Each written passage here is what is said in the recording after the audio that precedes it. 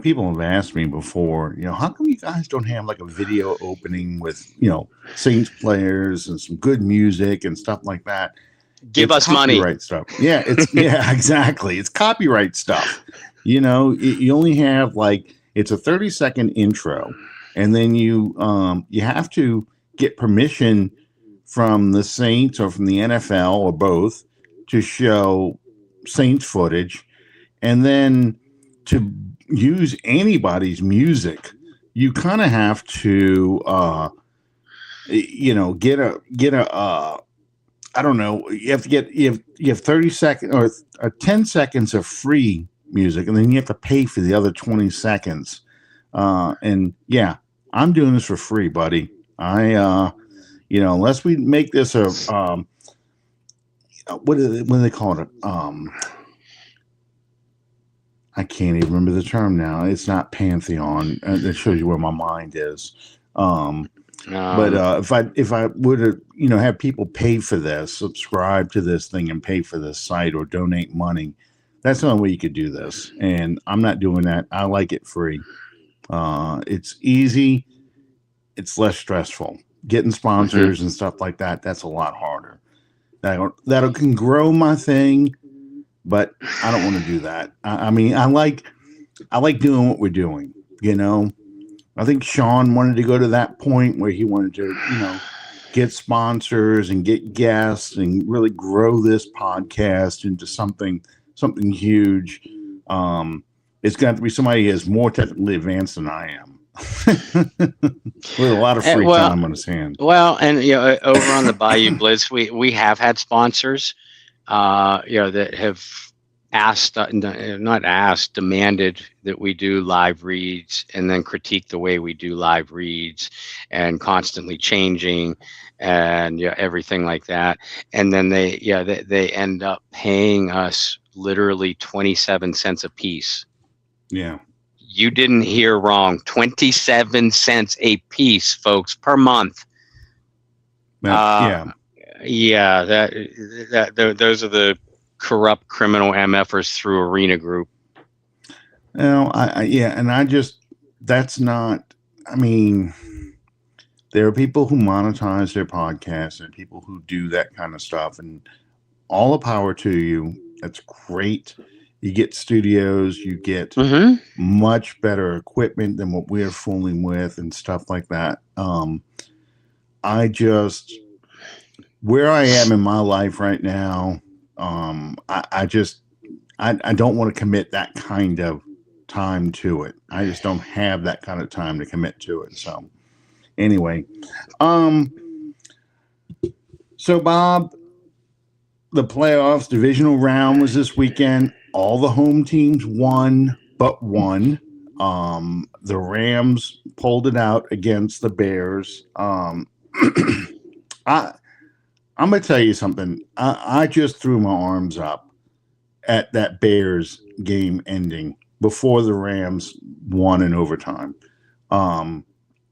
Caleb Williams pulled a Bob Greasy from Super Bowl VI, ran backwards about 20 yards, and then just threw this ball like that. It was like a Hail Mary. There should have been like 10 guys down there waiting for it.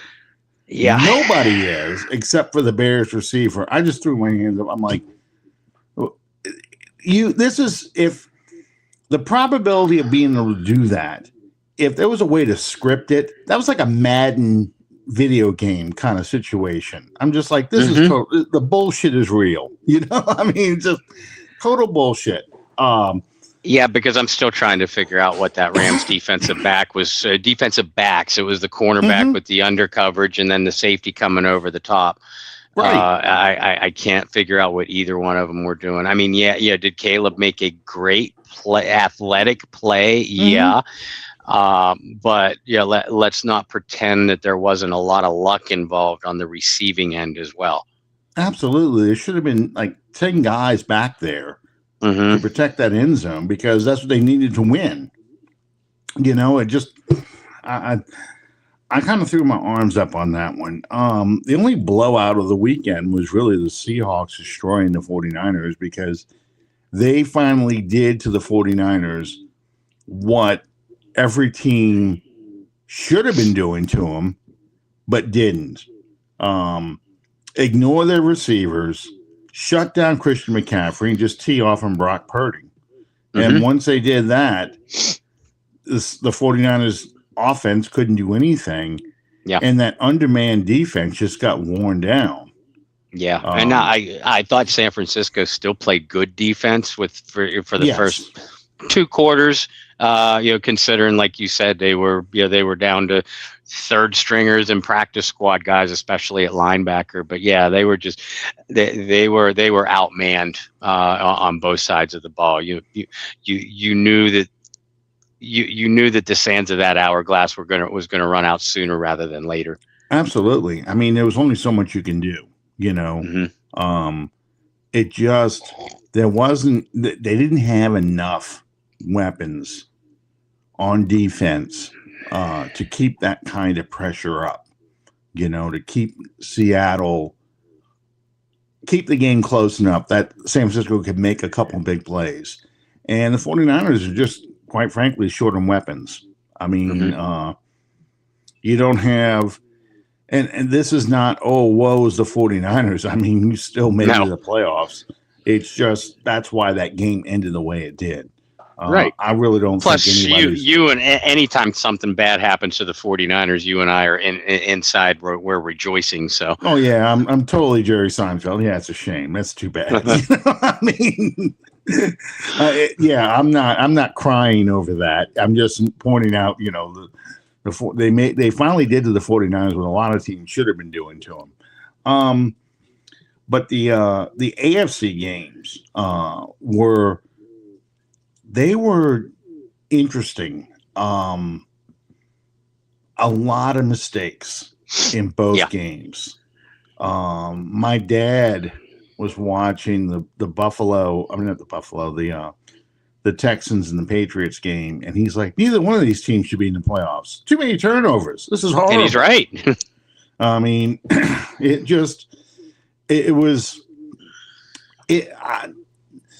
did CJ Stroud, did he look, we're going to go into Tyler Shough in just a minute, but CJ Stroud, does it like that he has regressed since his rookie year? Badly. CJ Stroud looks like what Sam Darnold has been throughout his career. And I thought the quarterback play for every team in the divisional round was just bad. Now I'll give a lot of credit to the defenses. I mean, the Sea Hags are playing out of their mind defensively. The Patriots are not far behind them defensively. The Broncos are making big turnovers at key times. Even the Rams, who look vulnerable, coming against Seattle against the run. Even the Rams, they were playing good defense. Chicago was playing good defense. So I do credit the defenses. I thought, I can't think of a good quarterback performance. Yeah, Bo Nix played well in the fourth quarter. Yeah, Caleb Williams made a couple super throws, but for as many super plays as he did, he made just as many boneheaded plays. Sam Darnold, of all people, because he didn't have to do anything significant, Sam Darnold was probably the best quarterback in the divisional round. No, because he got the hand off the ball the whole time. They kind of protect him. Both Josh Allen and CJ Stroud threw 4 interceptions. And not just interceptions, bad interceptions. This is the first time I'm playing in an NFL game kind of interceptions, where you're just like, what the hell are you thinking? Yeah, and Stroud turned the ball over 3, maybe 4 times against the Steelers in the previous game too. So yeah, I think CJ has regressed badly. And I do think that they need to do a better job of giving him more weapons. But it's not like he was dealing with the lack of weapons that Brock Purdy was dealing with over in San Francisco. CJ Stroud had enough where he should have been able to succeed, and he was just making poor decisions. He looked spooked and uncomfortable. Like you said, and a rookie playing his first game. Yeah, it's not. He didn't have Nico Collins, that was his safety blanket. But we just got finished watching at the end of the season, and I know Atlanta's not a playoff quality team, but you watched Tyler Shough throw to practice squad receivers, guys who are not going to be on this roster come next August, okay? Or next September, the first home game. So, I mean, the kind of throws he was making were just awful. Like, it's not that I'm throwing to a receiver who can't get separation. I'm throwing bad passes directly to the defense kind of interceptions. It was awful. It was awful. And then that afternoon, we're watching Denver and Buffalo, and the same thing. He is throwing horrible interceptions. I mean, that fumble right before halftime that gave the Broncos 3 free points. I mean, you're a better quarterback than that. You're supposed to be the MVP or the reigning MVP. You shouldn't be making those kind of mistakes. And I get it. The Bills don't have the kind of receiving core that, you would need to get to the next level. Right.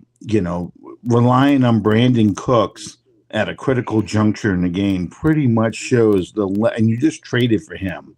I'm sorry, you didn't trade for him. You picked him up off of waivers because Brandon Cooks wanted to get released from the Saints. But you're not surrounding Josh Allen with elite talent. You're not getting him great receivers. You're basically relying on Cook, not the receiver, the running back, and Allen to be Superman to bail you out the whole time in these games. And it's just, you cannot win, and your defense isn't good enough either, but you cannot win games relying on Josh Allen to bail you out by playing Superman. Yep. Especially when he's not having a good game. A team with a good defense would have still found a way to win despite the 4 turnovers. That said, Sean Payton benefited from 2 pass interference calls and a questionable interception. And I say questionable because sometimes the officials will rule on a play like that to Brandon Cooks that he was down by contact and it was a tie, and tie goes to the offense. This time they didn't even do a review. They didn't say the play was under review. They didn't say anything. They just immediately awarded Denver the ball, and McDermott even called a timeout to try and see if we could force a review on this. What is your interpretation of your impression of that play?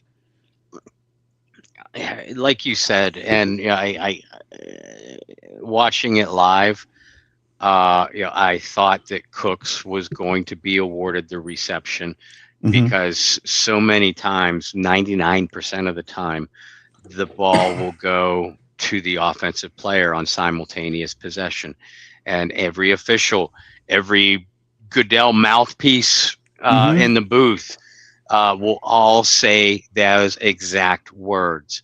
And watching the replay and watching it slowed down. Yeah, I know Buffalo fans are saying, he was down by contact. Well, when they went down, both players were still fighting for control of the football. That's the way that I saw it. I absolutely think that there should have been a review. But at the end of the day, we've all heard the mouthpieces say the same thing. There has to, you still have to make a ruling on the field. And once you do, there has to be enough conclusive evidence to overturn that ruling on the field. And if the ruling on the field, as it was an interception. If I rule interception, I don't think I see enough in replay to reverse that. So, I know it sounds like a cop-out where the call could have went either way.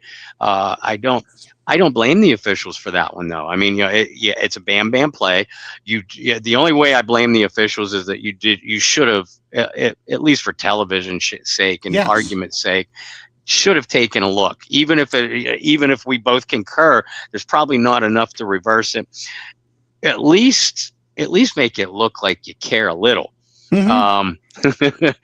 Well, and yeah, that if I have a disagreement with it, because I, like you, looking at it and looking at multiple angles, he is pulling the ball away, but Cook still has his hands on it as Cooks hits the ground. Right. Okay. So the possession's not determined at that point. And if Buffalo gets the ball there, and this is in defense of Buffalo fans, if Buffalo gets the ball, then that game was basically over because they're in field goal range, and that turnover changed the momentum. Now, the two subsequent pass interferences that set Denver up for a chip shot field goal. One, I was like, that's kind of ticky tack, especially because you let the first one of go. The two. Yes. Yeah. Same. Especially when you let one go earlier in the game where the guy has the Buffalo receiver's arm. But Cooks. Yeah. And Brandon Cooks. Yeah. But he's looking back at the ball. So you can say, okay, there's some hand fighting going on here. At regular speed, you can't see that he's holding his arm long enough to inhibit him from catching the ball. And that's basically what you kind of saw on that first pass interference call. Mm-hmm. The second one, he was just beat. And, I flag it. Yeah, and White just tries tackling him. I mean, and then he compounds it by throwing his helmet off. Yeah. So it was like, okay, you're just giving him the game now. So that's probably my take on those three questionable calls. But I thought Josh Allen did enough to cost him the game to begin with. Mm-hmm. He did not make the plays he needed to make. Yeah, he got the bullshit at the end, but it was just that whole game. And I kept saying, just like when I was watching the Rams-Bears game, I said that whole game, as I'm watching this game unfold, I said, Denver's going to pull this shit out. You got to bury them, because if they have a shot, they're gonna take it, and Nix is going to become Superman.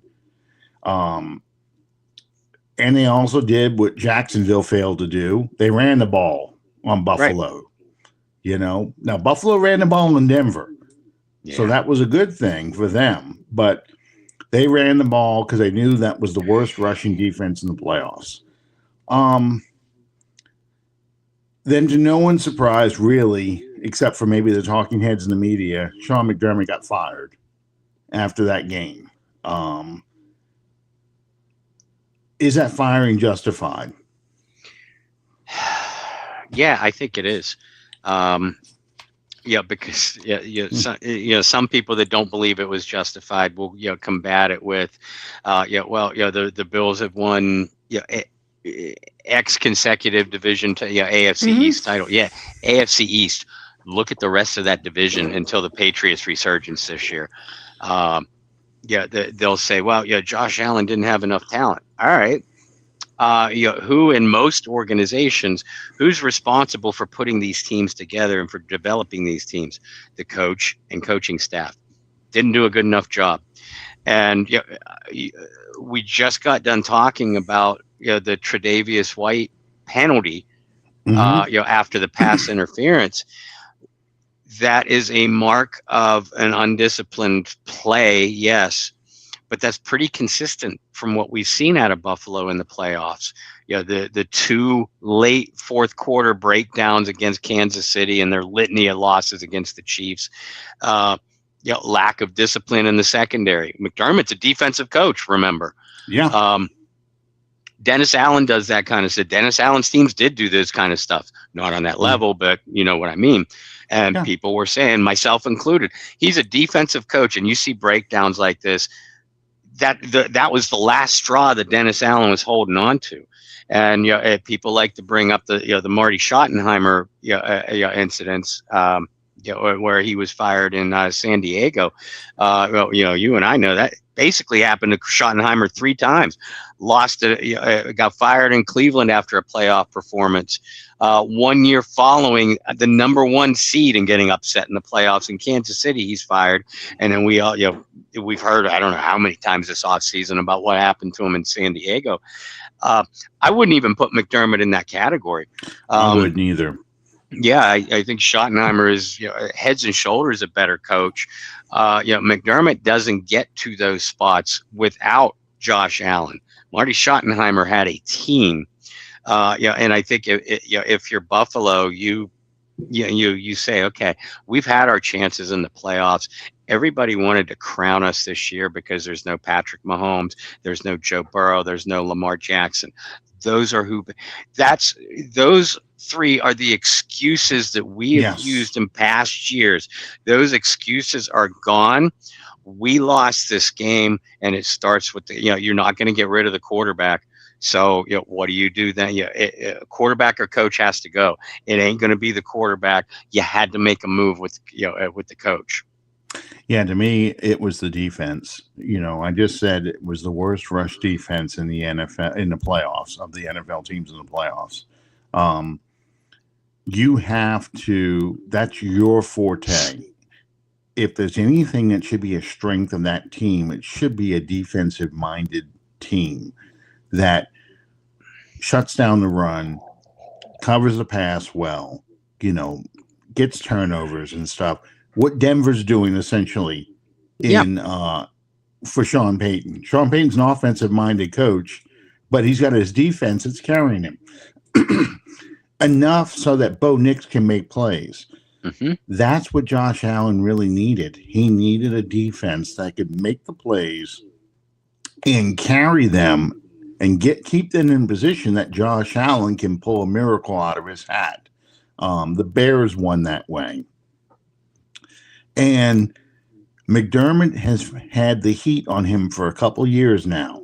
Mm-hmm. And what's been saving him is you lost to Patrick Mahomes. You lost to a team that ended up in the Super Bowl.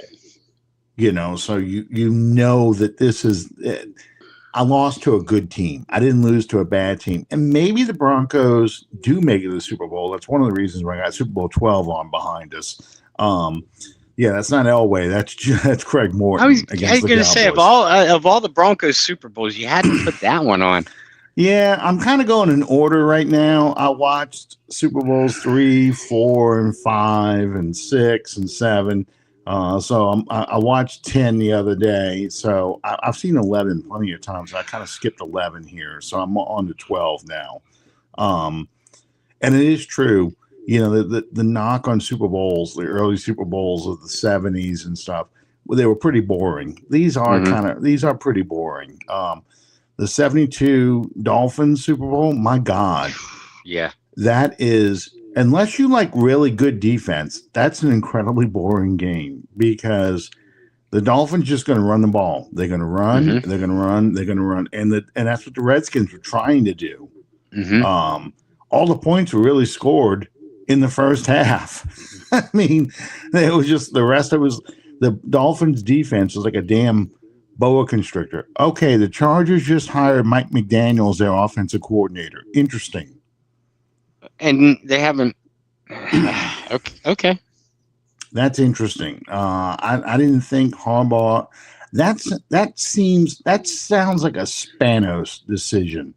That doesn't sound like a Jim Harbaugh decision.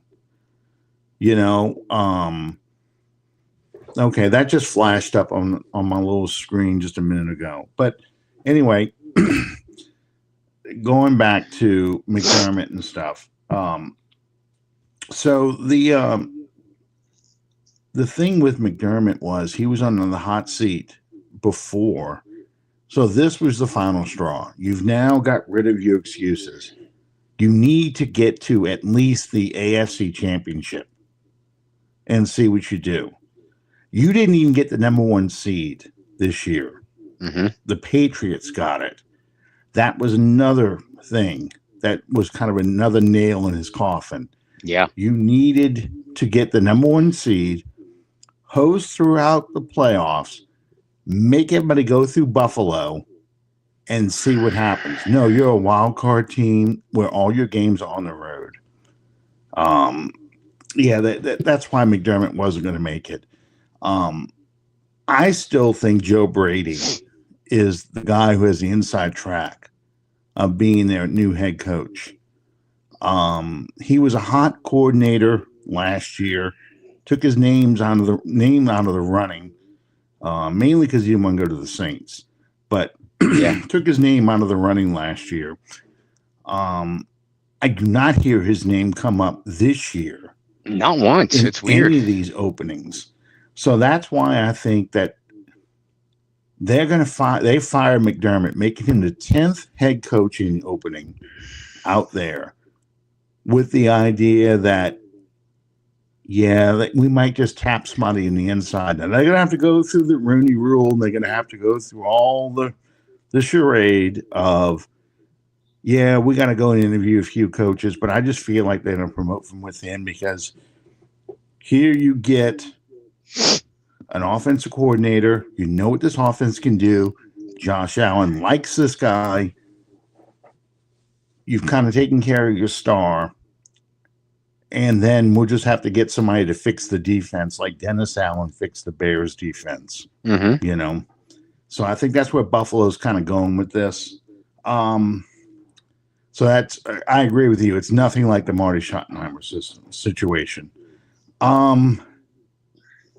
Robert Saleh was named Tennessee Titans head coach. I watched an interview about Robert Saleh getting this job, and one of the jokes was that allegedly Bill Belichick said he would have been successful in the Jets organization, except they got to get rid of a few a-holes that are in that team, that front office and in that ownership group, which is why Belichick never wanted to be the Jets head coach. I thought Robert Saleh would take the job over there in Baltimore, but he did a 2-hour interview with the Titans, and he said, "This is our guy," and we grabbed him. Is this a good move for Tennessee? Yeah, I think it could be. I like Saleh as a coach. Critics of the move are saying, you have Cam Ward at quarterback and you bring in a defensive guy as head coach. Well, you still have to hire offensive coordinators. Rarely, if you hire an offensive guy as head coach, which is what you do typically see in a young quarterback situation, but the Titans just had that in Callahan. That's your offensive guy, and you saw what happened. I certainly think that Saleh deserves a fair chance to be a head coach. Jets, Raiders, Cardinals, those are three organizations, and Browns, and I know we'll talk about Stefanski in a minute. Those are four organizations that I think if you fail as a head coach, you kind of get, as a first-time head coach, you kind of get a pass. You get a year or two as resurfacing as a coordinator somewhere, to prove that you could still coach before you get another chance, and that's what's happening with Robert Saleh. Now, the key for Saleh will be you have, and this is critical for him and for Cam Ward. You have to make the right hire at offensive coordinator, otherwise you're not going to be successful. And I saw someone on Twitter, it was a 49ers fan, saying, "I would like to be the first to welcome Robert Saleh back as the 49ers defensive coordinator in 2028." Which made me laugh. But if Saleh's going to salvage his career as a head coach, he needs to make the right hire at offensive coordinator. But he was still very highly regarded throughout the league. The Steelers and Ravens were both clamoring to talk to him, among others, I'm sure. So he lost very, very little respect because of what happened with the New York Jets, and that's the right way to look at it. And you got to look at the divisions you're in. The division you're going to be in, the AFC South. How do I beat the Jaguars? How do I beat the Colts? Those are the two main teams. How do I beat the Texans? The Texans are built on defense, I've got to be able to match these guys. I cannot expect to outscore these teams. So I've got to be able to, meet up with those kind of teams. So a defensive coordinator as a head coach makes sense. And I think Robert Saleh's got a better shot of redeeming himself. I don't know if he's going to be able to turn it around completely because I still think they got problems in the front office as far as drafting, that kind of stuff. It's the same problem that, the Browns, Jets, Raiders, Cardinals all have. I just feel like it makes sense to me because of how the Titans have to win their division. What do they have to do to win that division? The Falcons hired Stefanski, 2-time coach of the year. They immediately hired, speaking of Callahan, they immediately hired the dad, Bill Callahan, to take care of their offensive line. They're keeping Jeff Ulbrich as the defensive coordinator. Is this a good move or a bad move for the Falcons? They still don't have a GM. Matt Ryan is now president of football operations. I don't think he's going to be the GM. It's kind of unusual for me that the president of football operations hired the head coach before he hired a GM. Yeah, and that is usually a dysfunctional mixture. When Elway rejoined the Broncos as president of football operations, he was the de facto GM. So maybe that's what Matt Ryan is going to end up being. He'll hire I'm not going to say a talking head, but he'll hire someone, that has the same wavelength that he and Stefanski are on. But I'm very interested to see how this move goes. Bill Callahan, a disaster as a head coach anywhere he's been, but a damn good offensive line coach. Ulbrich, Ulbrich's a good defensive coordinator, and we did see the Falcons make some strides in that area. But I'm very interested to see what happens with Stefanski as a head coach. I, for one, have a high opinion of him, but is he the guy that had all this success in Cleveland, or is he the guy that was a little bit absolved of the blame with the Browns because of that mess in the front office and just throughout that entire organization? In other words, was he blameless in all this? We'll find out. Because the Falcons traditionally are a dysfunctional bunch in and of themselves. Yeah. On paper, they're all good. Ulbrich, Callahan, Stefanski, they're good moves. Now the next question is Stefanski. We all assume that Stefanski is going to be tasked with mentoring and developing Michael Penix. But what we've seen in the past, when an offensive guy is brought in with a younger quarterback, sometimes there isn't long before that coach makes a move to another quarterback. So is Penix going to be his guy or not? Still a lot of questions need to be answered with Atlanta. As you and I are always fond of saying, at the end of the day, until they prove otherwise, at the end of the day, the Falcons are always going to falcon at some point. So until they prove otherwise, it's only a matter of time to see when they do it.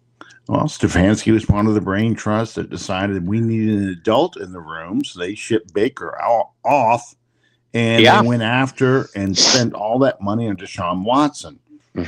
Then, when Watson turned out to be a train wreck, they draft not one, but 2 quarterbacks in a quarterback-weak draft, getting both Dylan Gabriel and Shedeur Sanders as their quarterbacks. And supposedly, Sanders wasn't a guy that he even wanted. So, I don't know where the bad decisions begin or end. Is it the GM? is it Stefanski? Because, Stefanski kind of has to sign off on some of these things too. He is not totally blameless. So he's a 2-time coach of the year, and he's also a team guy who won, 8 games in 2 years.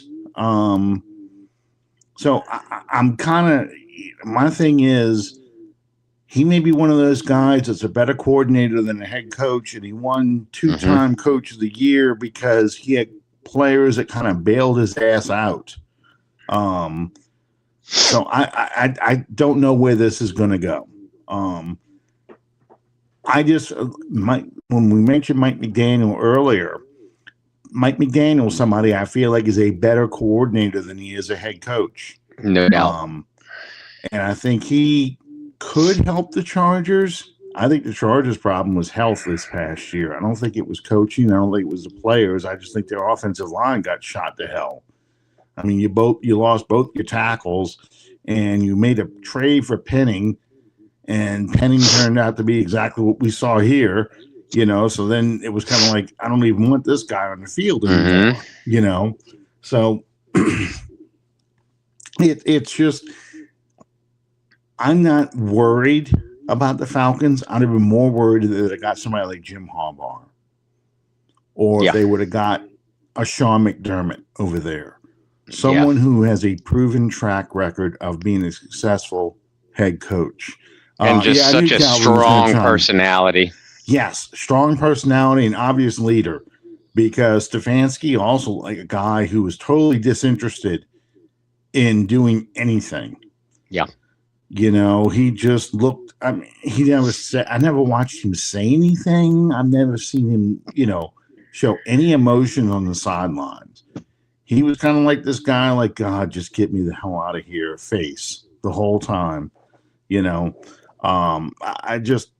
I'm not overly impressed on this. Okay, that's where we're going to next. I just wanted to bring up Stefanski, but Sean Payton now has to show that he can be the coach that can win with Justin Stidham. That's his first name? Jared Stidham. Okay. I could not think of his first. I know it was Jay Stidham. That's all I knew. The former Patriots quarterback, who was supposed to be the successor to Tom Brady, has to go play the Patriots in New England. No, it'll be in Denver at least. Oh, that's right. It's in Denver. That's right, because they have them 1 seed. You're right. This has to be the one year I have no idea who had them 1 seed. Because that's the same thing in the NFC. I'm like, oh, the Rams have it? No. Seattle's got it. They have to go to Denver. Peyton's out there saying, Stidham will be fine. We'll win with him. And, he's got a little bit of a track record. He won games with Teddy Bridgewater, won games with, Jameis Winston, Taysom Hill. We almost won with Luke McCown. Luke McCown. Luke McDonald's a comic book artist. I'm in a different group entirely. Luke McCown. I think for a game, but not this magnitude, right, he can hide Stidham's flaws. But Denver's entire season has been Bo Nix turning it on in the fourth quarter, making plays with his legs and his arm. Yep. I don't think Denver's got enough to be able to do this. No, I don't either. I give him a puncher's chance because the defense, and Nix has rightfully so, gotten a lot of credit for fourth quarter heroics. Partly because the defense gives up yards, but they record a lot of sacks. They cause a lot of turnovers. If they can do that against Drake May, and Drake May has not played well. He played better against the Texans than he did against the Chargers. But I haven't been he had a great regular season. But he looks like a young quarterback experiencing the playoffs for the first time. So I'll give Denver a puncher's chance from that aspect, but I'm with you. If it scripts out the way most Bronco games have, where the defense records sacks, creates turnovers to keep it close. I cannot see Jared Stidham pulling a Bo Nix later on.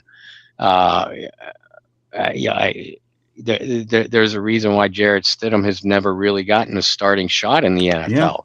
Yeah. And like you said, if this were a regular season game of less magnitude, I might feel a little bit better about it. But I can't. And the Broncos certainly don't have enough offensive firepower around him to cover up for the loss of Nix. The Saints, you had Alvin Kamara, you had Michael Thomas. One of those years you had it was the Jared Cook good season.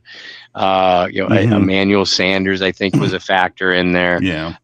So you had those Saints teams, my opinion anyway, had more reliable offensive firepower than what Denver does, and New England's defense is playing out of their minds.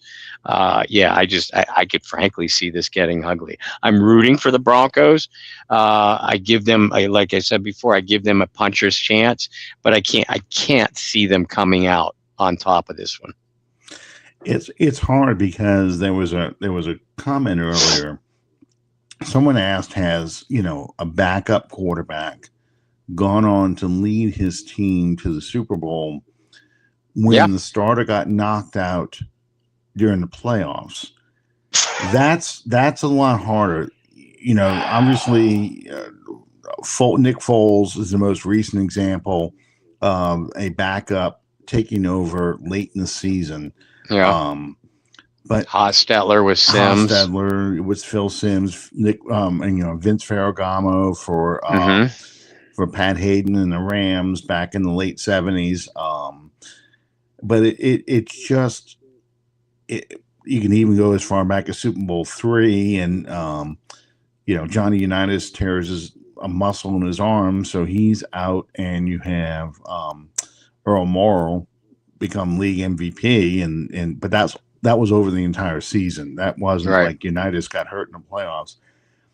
It's hard, and Bob Greasy is the closest. Speaking of Earl Morrall, Bob Greasy is the closest, but he was the actual starter in '72. It took over in a playoff game versus the Steelers, the AFC Championship game against the Steelers back in '72. Bob Greasy came in relief of Earl Morrall, but I can't think of any game where the starter gets hurt in the playoffs. I guess Super Bowl V is the only one. That Unitas got knocked out of that game. You're right. And Earl Morrall has to take, with broken ribs, Earl Morrall takes over midway through the second quarter of the Super Bowl, though. Jim Kelly, the third Bills Super Bowl year, the year that they got demolished by the Cowboys. Jim Kelly went down in the regular season finale. And what's his name? Why can't I think of his name? Frank Reich. Led the great comeback against the Oilers, and then the divisional playoff win against the Steelers the following week. And then I'm pretty sure Kelly got the start in the AFC Championship game, and then obviously the Super Bowl. That might be the closest example. But at this magnitude in the AFC Championship, no, I can't think of anybody. No, I'm having a hard time thinking about that, because I can think of specific games, I can think of specific players who carried their team to a Super Bowl, but not a team that was built around that quarterback. That's the big difference. The Broncos offense is built around Bo Nix making big plays. Now, if this was a veteran quarterback of experience as a starter, not Russell Wilson, obviously, but somebody like I'm trying to think of a couple of guys who've been out there for a while. Maybe a Jameis Winston, maybe golly. And we're both drawing blanks now. Yeah.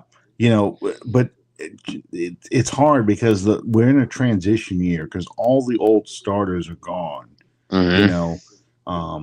That's why Phillip Rivers had to come back at 44 years old and screw up his Hall of Fame opportunity.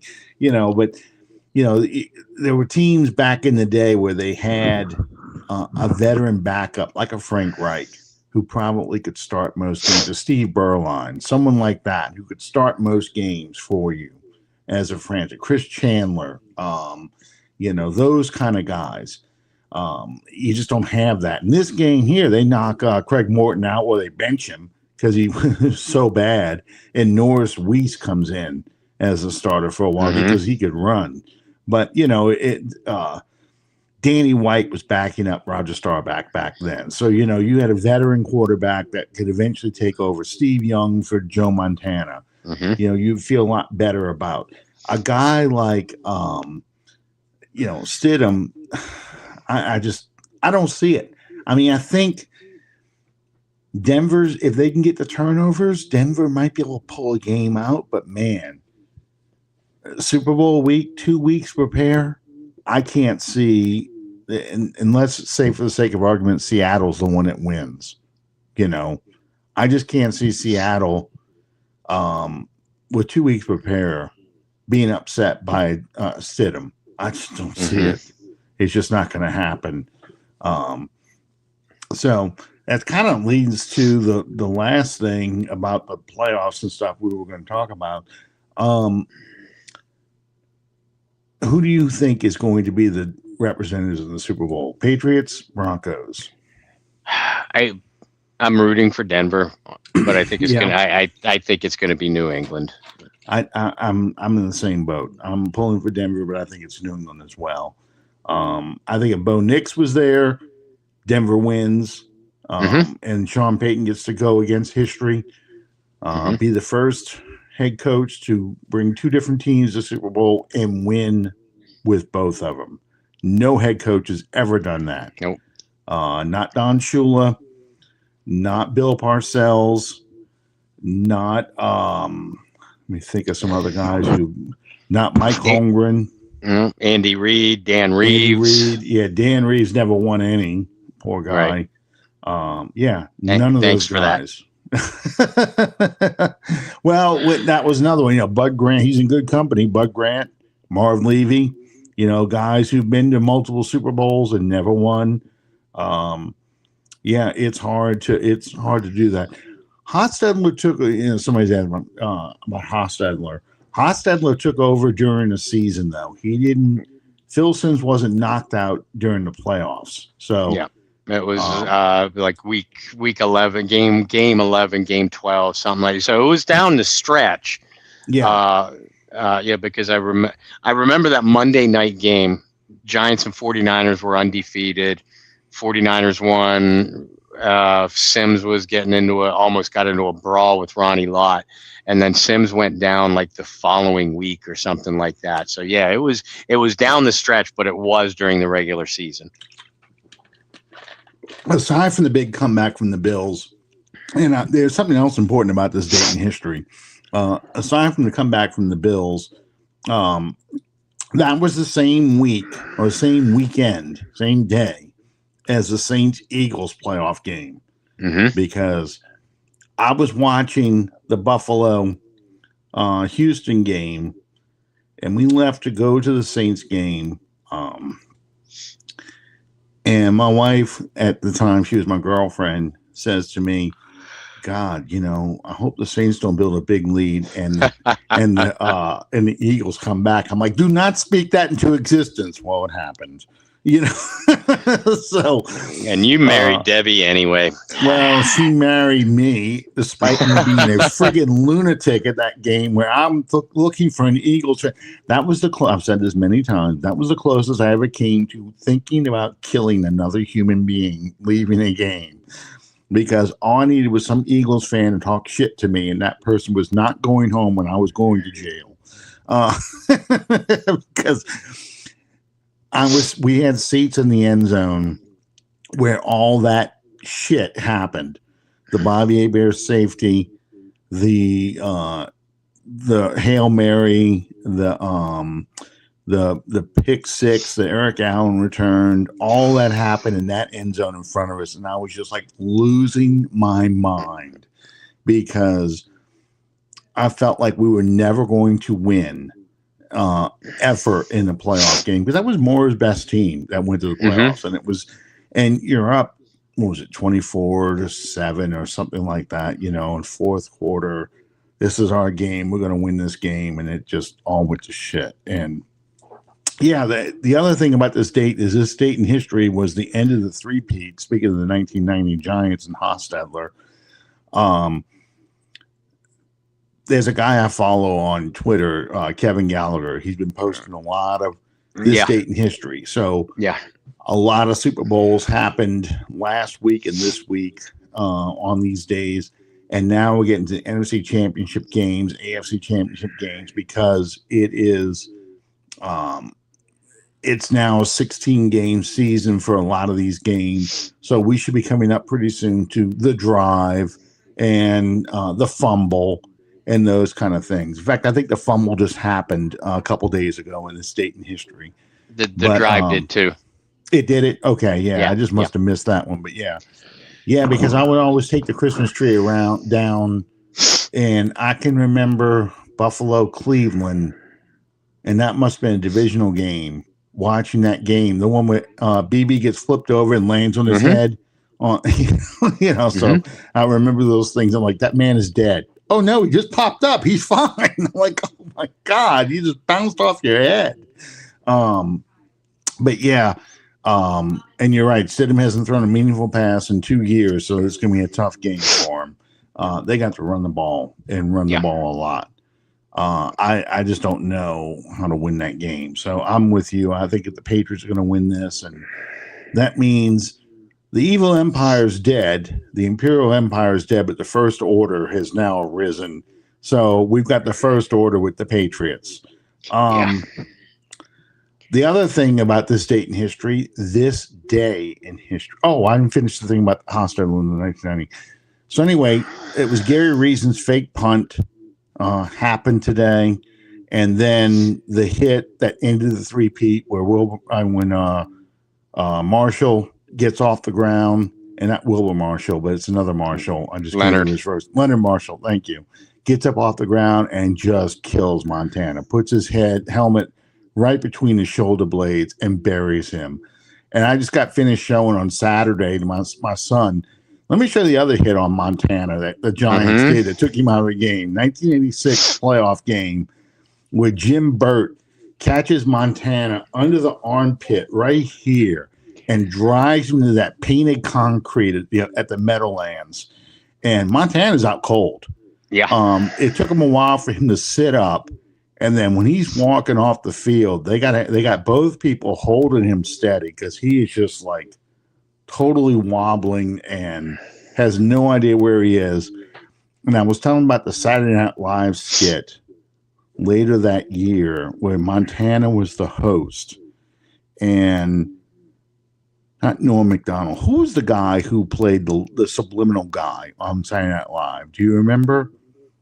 Oh, it wasn't McDonald? No, it was the Kevin Nealon. Kevin Nealon, yeah. Yes.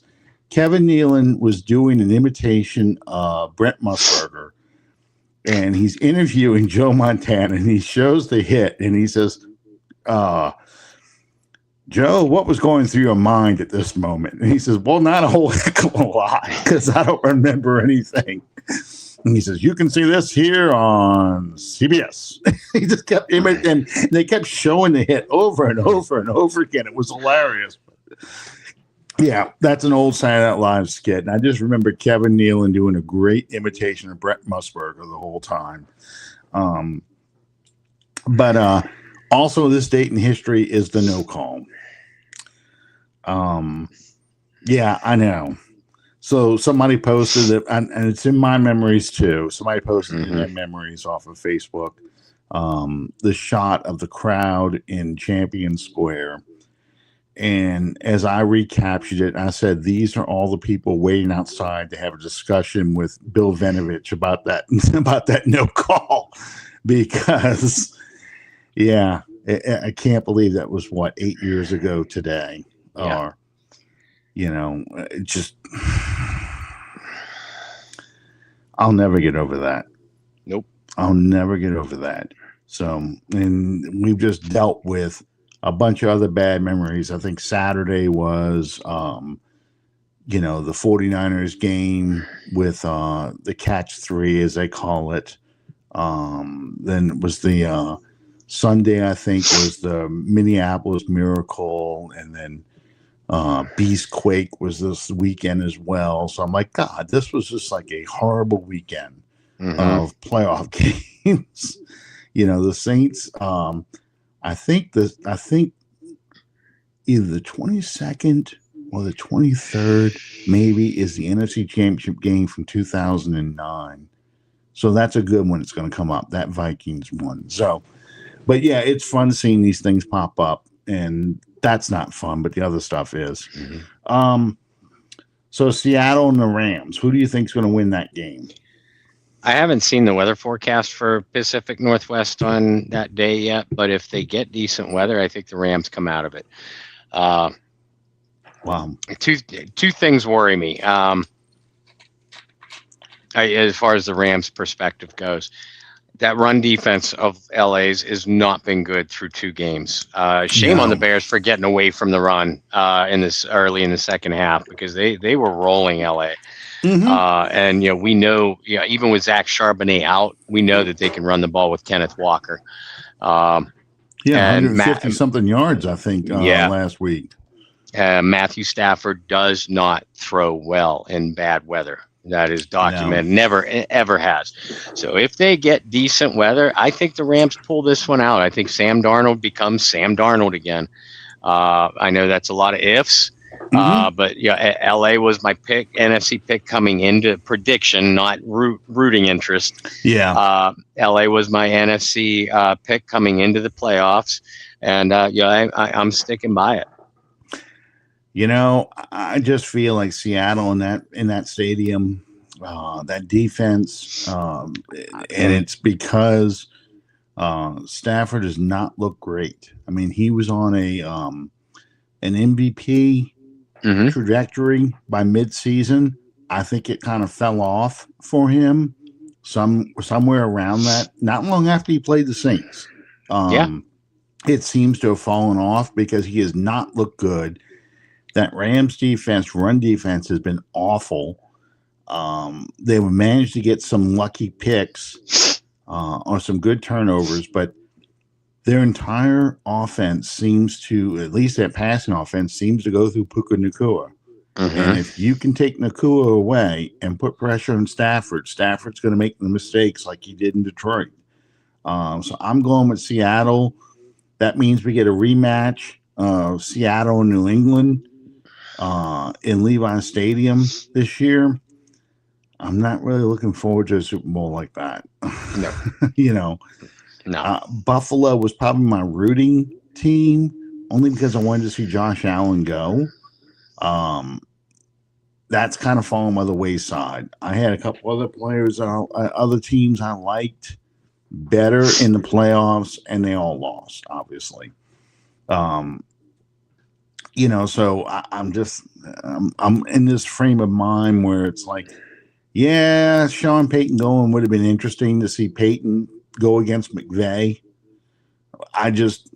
With the quarterback issue in Denver and with the Rams' flaws being exposed now in the playoffs, and Seattle knows that team.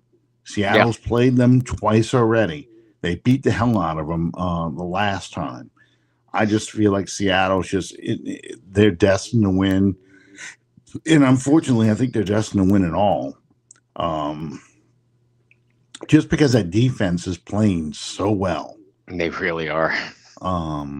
Defense wins championships. I just feel like they get in a feeding frenzy on defense. And I just can't see. We'll find out for sure this weekend, obviously. Right. But I just can't. Right now, I see Seattle winning it all, and I'm not happy about that because I don't like Seattle, especially since Beast Quake. I don't like Seattle. I hate playing there. I hate when we have to go there to play. Just miserable. Tyler Shough and Kelvin Banks. So this is still a Saints podcast, even though we're talking other football. Were both named to the Pro Football Writers All-Rookie team. Tyler Shough is also one of 6 players in the NFL in contention for Rookie of the Year. What are the odds that he gets that? I actually 1 in 6, but right. I think it comes down to Shough or Tet McMillian. I think so too. I think Jaxon Dart's out of this. Yeah, and TreVeyon Henderson, for the running back for New England, had a great year, but tailed off bad down the stretch. Same with Emeka Egbuka. So I think it comes down to Tet or Shough. Shough might have an advantage because he plays the almighty quarterback position, and all the big awards go to quarterbacks. But obviously, by the same token, the criticism of Shough is going to be, well, he only started 9 games. Okay, but look what he did in those 9 games. And I've wrote about this once already, and I'm going to write about it again. Under the first 8 games under Spencer Rattler, the Saints averaged 198 yards passing per game, 5.9 yards per passing attempt, 13.9 points a game, scoring only 20 points one time, offensive points. Under Shough, they averaged 19.8 points a game, scored 20 points or more 4 times. Jumped from 198 passing yards to 265 per game and 7.3 per attempt. And Shough did the 9 games. 7 of them were without Alvin Kamara. 8 games were without Rashid Shaheed. 3 games were without Devon Bailey. And you pointed out towards the beginning of the show, you ended your last 3 games with Estime, Hall, Austin, Pettis, Bell, and Tomari. None of those guys were even on a team, an active roster at all, anywhere at midseason. A couple of them weren't even on practice squads. Those are the reasons why I think Tyler Shough deserves it. I think Tet McMillian is probably going to get it because he played for a playoff team. But I put the odds pretty close, though. I actually do too. And it is because he plays quarterback. It's also, I think, because he turned it on late in the season. And I hate to say it, but this is how sports writers think when they do their voting.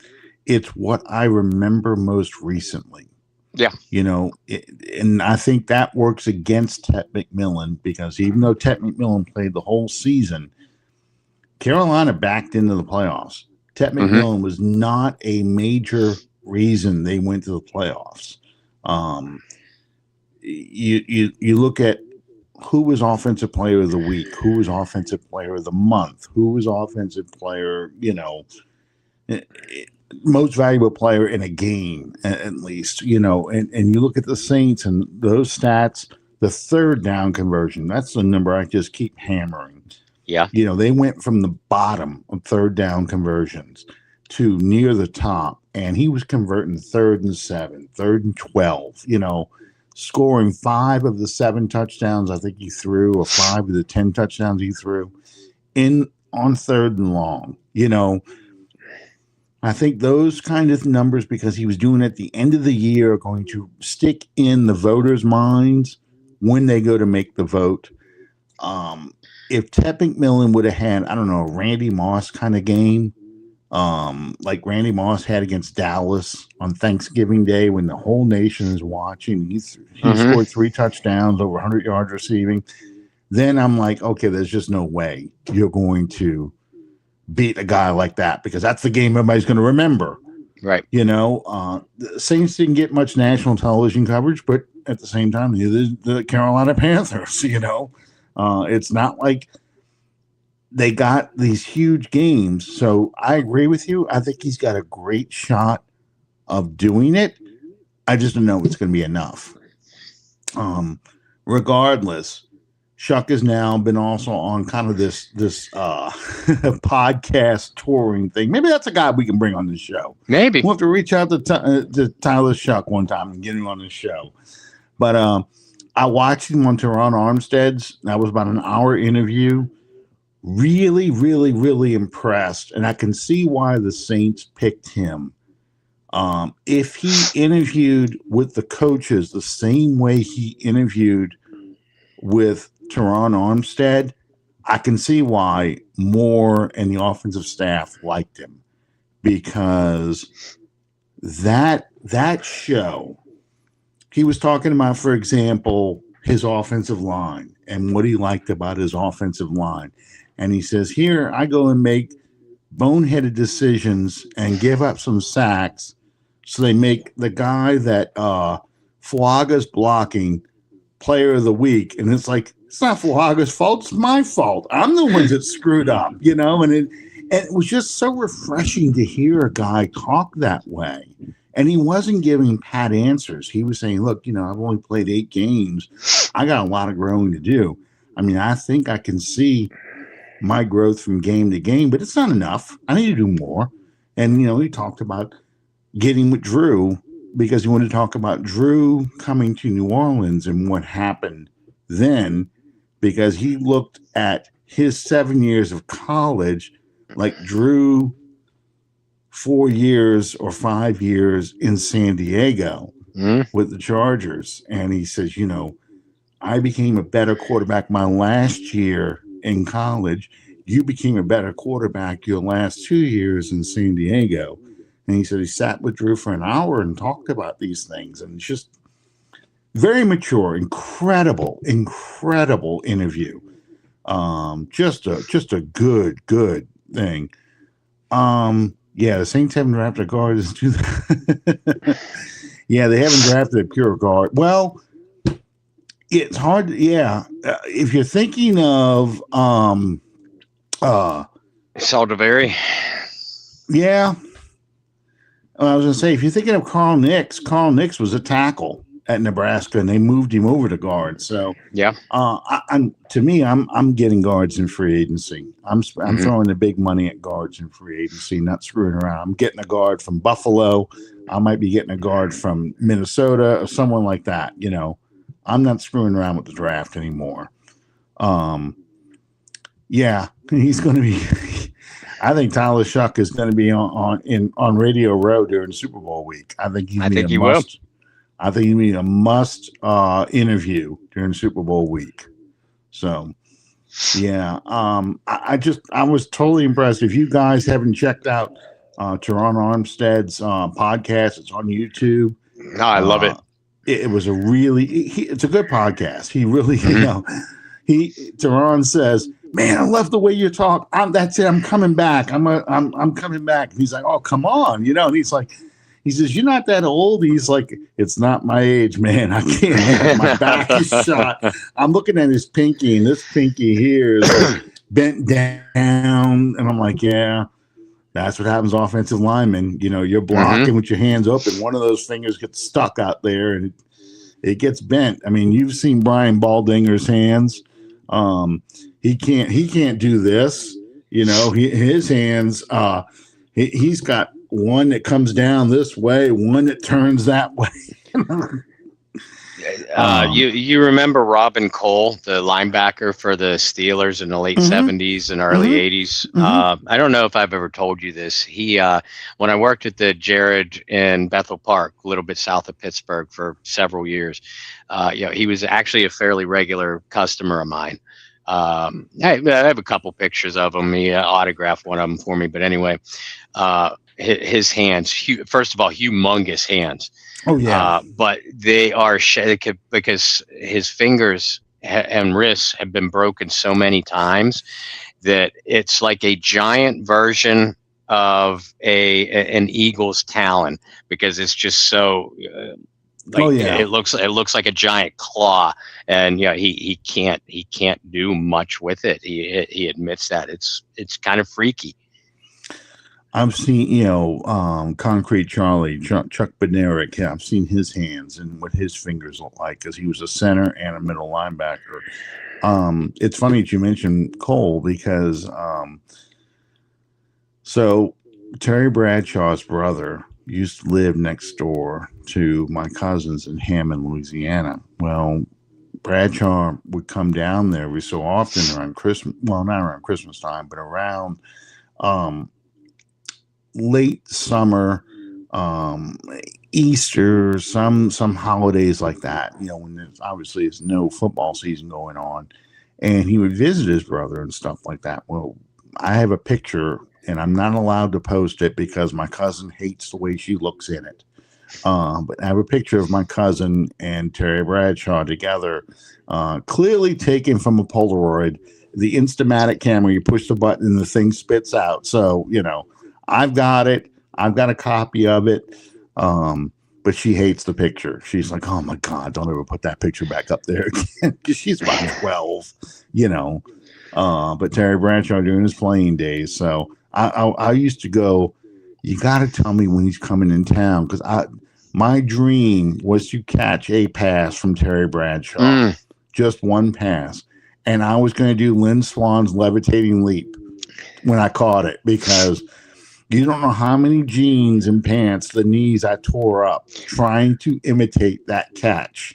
I got a pretty good idea because I would do the same thing. I mean, that's just the way you caught a ball. Because I saw it in the Super Bowl, so this is what I got to do. But yeah, I wanted to meet Terry Bradshaw because I was a big Pittsburgh Steelers fan in the 70s.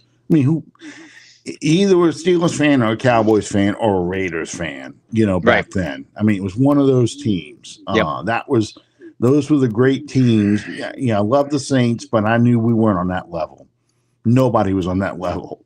And the Steelers played the kind of football I enjoyed. I liked seeing Franco run over people. I liked to see Jack Lambert throwing guys around, and I just like the physicalness of the defense. I think I've covered I think we got everything done. That's impressive. Good, because I'm tired. I bet. Bayou Blitz. Do you have a Bayou Blitz coming up tomorrow night? Hey, you know what? I don't know. You didn't have one last week, I don't think, did you? No, and that was my fault. Wednesday and Thursday, because I had no power and electricity. That's right. And heat in the middle of January for 27 hours. Yeah. But Brendan sent me 2 texts as we just got on the air, and I can only read one of them, the second of the 2.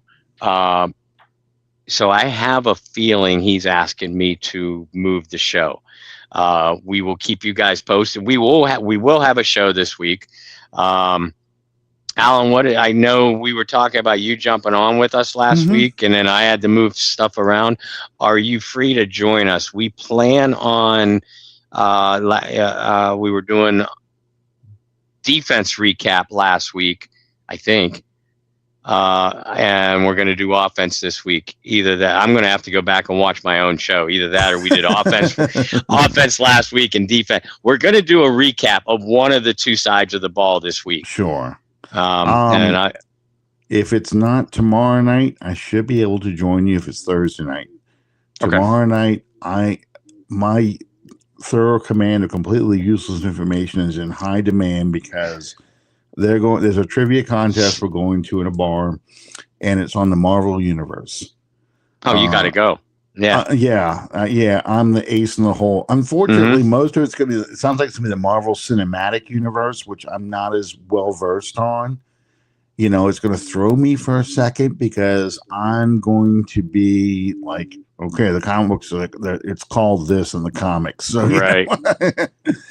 But yeah, I should be able to. Yeah. So Wednesday night, I got to go in there and give him all the answers. Well, I will keep you posted, folks. I will keep you posted what's going on, whether we have it Wednesday, Thursday, Friday, but we will give you a Bayou Blitz this week for sure. Good deal. Okay. And we didn't even talk about national championship game, but we'll get to it. Yeah. the only thing I kept saying the whole time was poor Mendoza. He's going to the Raiders. Yeah. That beating you took on that goal line when you ran in for the touchdown. Get used to Get used to it. Yeah. They at one point they're like, show buddy your arm, and he's got all the blood and the bruises. I'm like, yeah, get used to that. So, NFC and AFC Championship game on Sunday, Saturday and Sunday, I believe. I think they're both Sundays. I think they're both Sundays. Yeah, both on Sunday. Good. And then we have a week off before with the flag football Pro Bowl is, and then the Super Bowl. And then somewhere along the way, I think the Shrine Bowl is coming up. I know the Saints have coaches that are going to be at both the Shrine Bowl and the Senior Bowl. They had listed not regular coaches, like assistants to the assistants and former players too. So we will talk about all that stuff next week. Senior Bowl next weekend. I thought so. Mm-hmm. Okay. So we're going to talk about all that stuff next week.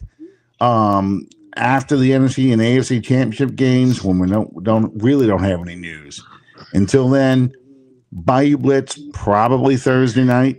Bob will let you know for sure. If it's Thursday night, I will be there. And I ain't watching no Pro Bowl. Anyway, thank you guys for joining us, and we'll see you next time Under the Dome. Good night, everybody.